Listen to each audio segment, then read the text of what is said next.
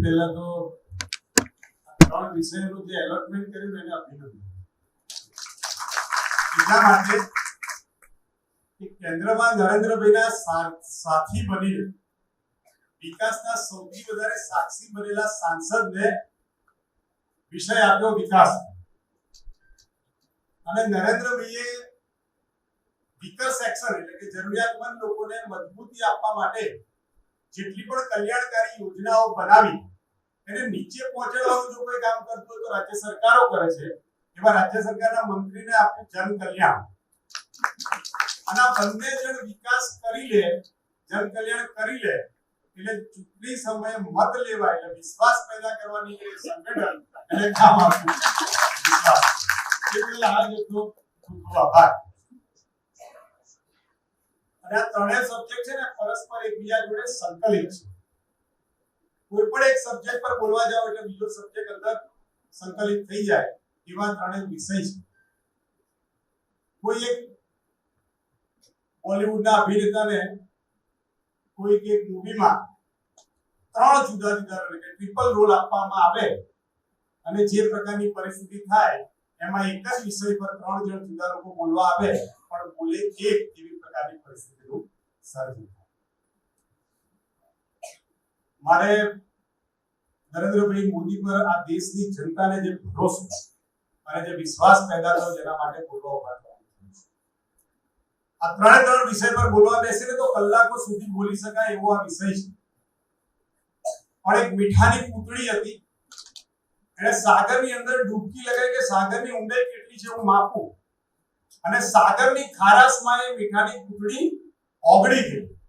જેમ મીઠાની પૂતળી સાગરની ખારાશને માપી ન શકે તેમ આટલા ટૂંકા સમયમાં આ મહાન નાયક નરેન્દ્રભાઈ મોદીના કાળમાં થયેલી દરેક યોજનાનું વર્ણન પણ કરી ન શકાય.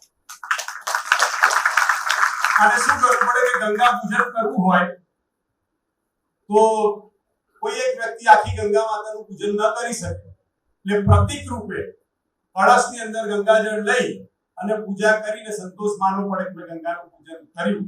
એમ આજે અમે ત્રણેય 15-15 મિનિટમાં જેમ પ્રતીક રૂપે ગંગા પૂજન કરીએ એવી રીતે તમારી સૌની વચ્ચે નરેન્દ્રભાઈની વાતો સીધી ને પરોક્ષ રીતે અહીં બેઠેલો દરેક વ્યક્તિ નરેન્દ્રભાઈ મોદીની સરકારના કાર્યોથી પ્રભાવિત છે, લાભાન્વિત છે અને એના કારણે એનો પણ આ દેશના નેતૃત્વ પર ભરોસો વધ્યો છે. 2014 પહેલા 2001 થી 2014 સુધી શ્રીમાન નરેન્દ્રભાઈ મોદી આ દેશના મુખ્યમંત્રી હતા. ત્યારે 4 એવા કામ મોટા કરવામાં આવ્યા કે જેના કારણે દેશના બધા જ રાજ્યોના લોકોનું એમણે ધ્યાન આકર્ષ્યું. એ સમયે રાજ્ય સરકાર દ્વારા સૌથી મોટું જે કામ કરવામાં આવ્યું એ આરોગ્ય સુરક્ષા માટે 108 નું સફળ સંચાલન કરવામાં. તાળી પડી ગઈ. આજે પણ 108 ની જરૂર પડે તો કોલ કરીને આવી જાય છે અને કયા દવાખાને જવું કેવું ના પડે, માથામાં વાગ્યું એટલે બ્રેનના ડોક્ટરને ત્યાં લઈ જાય. આ વ્યવસ્થા ઊભી કરવાનું કામ નરેન્દ્રભાઈ મોદીએ. જન કલ્યાણ માટે ગરીબ કલ્યાણ મેળાની શરૂઆત અને એનું સફળ આયોજન શ્રીમાન નરેન્દ્રભાઈ મોદીએ મુખ્યમંત્રી કર્યું. અને દરેક ઘરે 24 કલાક વીજળી મળે એનું આયોજન પણ નરેન્દ્રભાઈ મોદીએ. અને લોક ભાગીદારીથી ગુજરાતને લેન્ડ ઓફ ઓપોર્ચ્યુનિટી, ગુજરાતમાં ઉદ્યોગ વિકાસ માટેના લોકોને આમંત્રણ સાથે મન થાય એવું વાતાવરણનું સર્જન કરી અને સંપૂર્ણપણે તોફાન મુક્ત ગુજરાત બનાવ્યું. એ વખતે 2014 માં કોંગ્રેસની સરકાર હતી.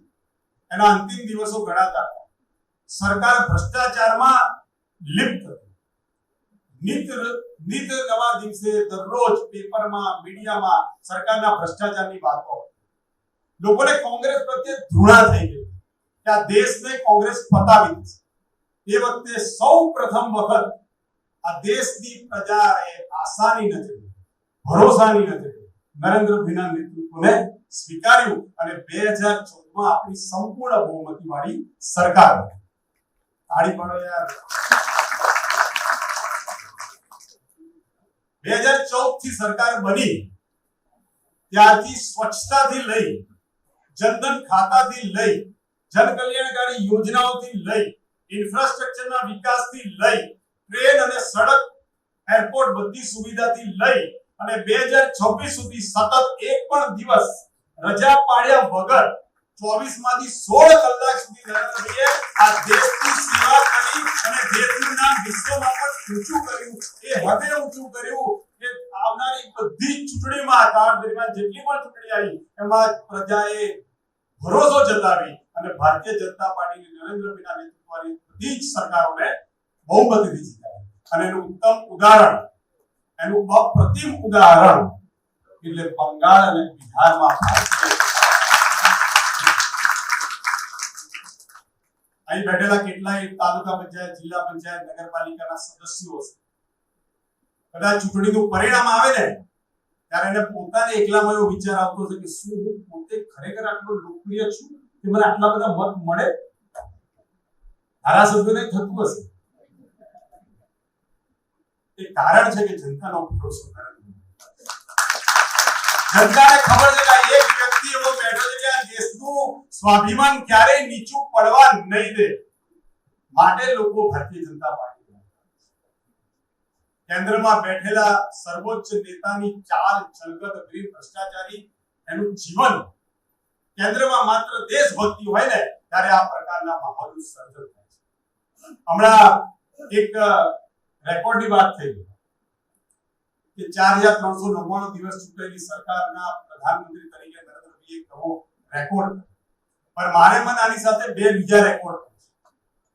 બીજો રેકોર્ડ એવો છે કે આટલો લાંબો કાળ શાસનમાં રહ્યા હોય અને આખા કાળને સેવા કાળ બનાવી દીધો હોય એ પણ એક અલગ પ્રકારનો. અને વિશ્વાસની સાથે સંકલિત કરીએ તો આટલા લાંબા કાળમાં જેટલી પણ ચૂંટણીઓ આવી હોય એ બધી જ ચૂંટણી જીતાડી દીધી હોય એક ભરોસાના કારણે. એ પણ એક નવો. આવું વિરલ નેતૃત્વ આપણને મળ્યું હોય જેની પર દેશને નહીં દુનિયાને.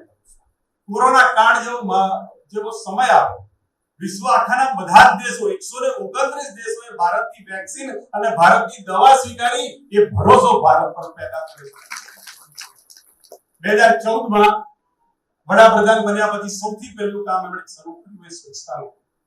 આ સ્વચ્છતાના કામના કારણે આજે 12 વર્ષ સતત ભારતીય જનતા પાર્ટીના લોકોએ, સંસ્થાના લોકોએ, સરકારના લોકોએ જુદી જુદી જગ્યાએ સ્વચ્છતાના કાર્યક્રમો કર્યા. પોલીસ સ્ટેશન, સ્કૂલો અને બધી સરકારી કચેરીઓ અત્યારે સ્વચ્છ જોવા મળે. એટલી હદે આને નીચે પેનિટ્રેટ કર્યું કે નાના બાળકોને ભૂલકાઓ ગાડીમાં બેઠા કચરો જો આપણે બહાર નાખીએ ને એવું કે કચરો બહાર ન નખાય. હવે લોકોને વિશ્વાસ થયો છે કે દેશ આપણો સ્વચ્છ બનશે કારણ કે મોદી પર ભરોસો છે. કારણ કે મોદી પર, બોલો બધા, મોદી પર. આ દેશમાં સરકાર 2014 પહેલા નરેન્દ્રભાઈ બની એ પહેલા એ સ્થિતિ હતી કે ઉપરથી 1 રૂપિયો આવે, નીચે 15 પૈસા માંડ પહોંચતા. જનધન ખાતા ખોલાઈને હમણાં કહ્યું રમણભાઈએ કે 58 કરોડ જનધન ખાતા ખોલાવ્યા, 32 કરોડ મહિલાઓના ખાતા ખોલાવીને લાભાર્થીનો પૈસો એક પણ કટકી વગર સીધો લાભાર્થી સુધી પહોંચતો ગયો. કારણ કે મોદી પર. પ્રધાનમંત્રી આવાસ યોજના એ પહેલા ઇન્દિરા આવાસ યોજનાના નામે ચાલતી હતી. ઇન્દિરા આવાસ યોજના જે ચાલતી હતી ને નરેન્દ્રભાઈ 2014 માં વડાપ્રધાન બન્યા ત્યારે સૌથી પહેલી આ બાબતની બેઠક થઈ અને એમાં નીતિ આયોગના લોકોએ કહ્યું કે આવાસ યોજનાનો બીજો હપ્તો લેવા માટે કોઈ આવતું નથી. તો કે કેમ નથી આવતું? તો કે પહેલા હપ્તામાં જ એટલો બધો ભ્રષ્ટાચાર થાય તો બીજો હપ્તો લેવાનું લોકોએ છોડી દીધું છે.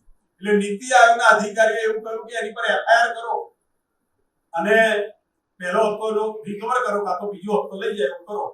ત્યારે કરુણા પ્રિય વડાપ્રધાને એવું કહ્યું કે જેને ઘરની જરૂર હોય, જેને છતની જરૂર એની પર એફઆઈઆર ન કરાય.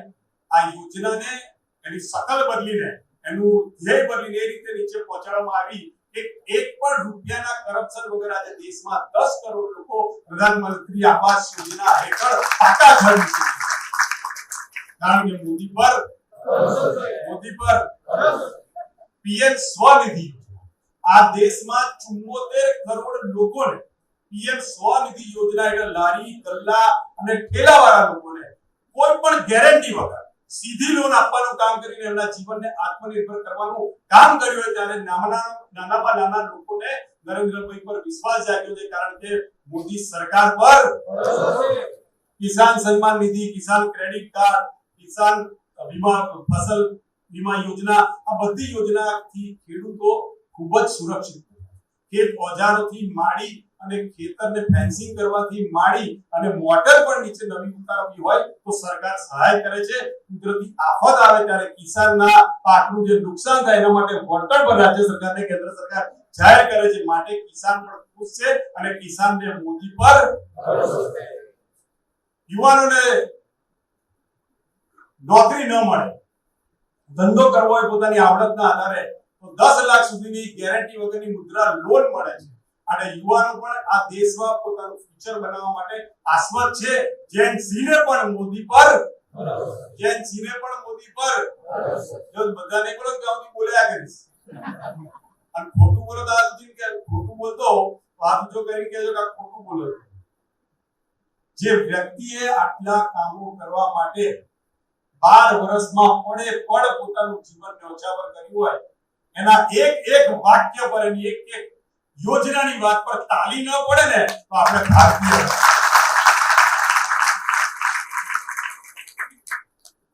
કોઈ પણ એક વડીલ હોય ઘરમાં, એના મનમાં એવી કલ્પના હોય કે મારો દીકરો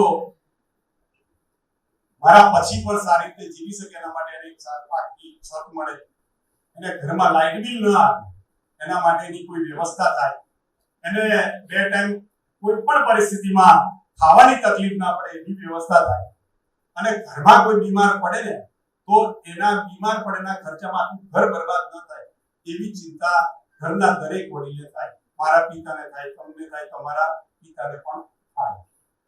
આ દેશમાં ચિંતા દરેક વ્યક્તિ માટે કરવાનું કામ પિતા તુલ્ય વડાપ્રધાન નરેન્દ્રભાઈ છત માટે પ્રધાનમંત્રી આવાસ યોજના, અન્ન માટે સાહેબના ડિપાર્ટમેન્ટ દ્વારા દર મહિને 81 કરોડ લોકોને મફત અનાજ આપવામાં આવે છે. આ નરેન્દ્રભાઈએ કર્યું છે. માટે દેશનો દરેક ગરીબ અન્ન સુરક્ષાનો અનુભવ કરી રહ્યો છે. માટે મોદી પર બીજું કયું હતું? આરોગ્ય. ઘણા લોકો 70 વર્ષની ઉપરના હોય ને દવાખાને જ જતા હતા. એવું હતું કે હવે આમાં બહુ કઈ રિપેર કરવા જેવું રહ્યું. અને પાછું એવું થતું કે કેટલીક જગ્યાએ ઘરડાઘરો જે ખુલ્યા એનું મુખ્ય કારણ એવું હતું 70 વર્ષથી ઉપરના લોકો કે આરોગ્યની ખર્ચામાં એનો પરિવાર દબાઈ ગયો. પેલા લોકો કંટાળી મૂક્યા હતા ઘરડા. ગરીબ લોકોને પણ જ્યારે મોટી હોસ્પિટલમાં જવાનું થાય ને તો દવાખાના ભારે બિલથી એ લોકો ચિંતિત રહેતા અને દવા કોઈ કેવી જગ્યાએ કરાવીને કામ ચલાવતા.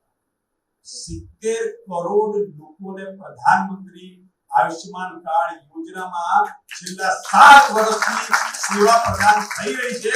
અને લોકો આરોગ્યની અણધારી મુસીબતના કારણે ક્યારેય દેવામાં નથી ગયા. આ નરેન્દ્ર મોદીની યોજનાના કારણે બન્યું છે. માટે મોદી પર અને યાદ છે પહેલા હું અમદાવાદ જતો દેવસિંહ, મમ્મી પપ્પા એમ કહેતા કે બેટા વહેલો આવી જજો, અને ટ્રેનમાં હું તો ધ્યાન રાખી કે આજુબાજુમાં પેલો કોઈ ટિફિનનો ડબ્બો કે થેલો ના પડે. કારણ કે ગમે ત્યારે બોમ્બ બ્લાસ્ટ થાય, ગમે ત્યારે કોઈ મરી જાય. અત્યારે કોઈની મજાલ છે કે બોર્ડર ક્રોસ કરીને અંદર આવે છે? કોઈની મજાલ? અને આવે ભૂલમાં તો પાછો જાય, અને કદાચ ભૂલમાં પાછો ગયો તો સર્જિકલ સ્ટ્રાઇક કરીને એના બધા સગાવાળાનો હિસાબ પૂરો.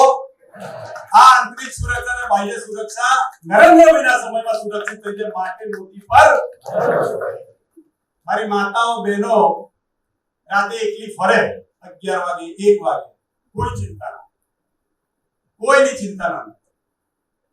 ટોળાશાહી કરીને હુમલો કરનારા લોકો શાંત પડી ગયા. કર્ફ્યુ તો જાણે આપણે જોયો જ નથી. આ પરિસ્થિતિનું સર્જન ગુજરાતમાં અને દેશમાં બન્યું છે. અને જો કોઈએ મહિલાની છેડતી કરી કે તોફાનો કર્યા કે ટોળાશાહી કરી તો વરઘોડા માટે તો ગુજરાત પ્રખ્યાત છે કે નહીં? આ પરિસ્થિતિનું નિર્માણ કર્યું છે રાજ્ય સરકાર અને કેન્દ્ર સરકારે નરેન્દ્રભાઈના અમિતભાઈના નેતૃત્વમાં. માટે મોદી પર આવનારા દિવસોમાં દેશના દરેક નાગરિકને સમાન કરવાના હેતુથી ઇન્ટરસેક્શનને સ્ટ્રોંગર કરી સૌને સમાન ન્યાય સાથે, સમાન લાભ સાથે, સમાન આવક સાથે આ દેશ વિકસિત ભારત તરફ આગળ વધે, સારા રોડ, બ્રિજ, બાગ, બગીચા અને અન્ય ઇન્ફ્રાસ્ટ્રક્ચરની બધી જ વસ્તુ જે અન્ય દેશોમાં હોય એવી આ દેશમાં બને એવી 2047ની કલ્પના સાથે આપણે આગળ વધી રહ્યા છે. તેને રોકવા માટે અનેક પાર્ટીઓ ખૂબ જ પ્રયત્ન કરી રહી છે, વિદેશી તાકાતો પણ પ્રયત્ન કરી રહી છે, પણ બંગાળ બિહારની જેમ 2027 અને 2029 માં પણ આપણે પ્રચંડ બહુમતથી આવીશું, કારણ કે મોદી પર ભારત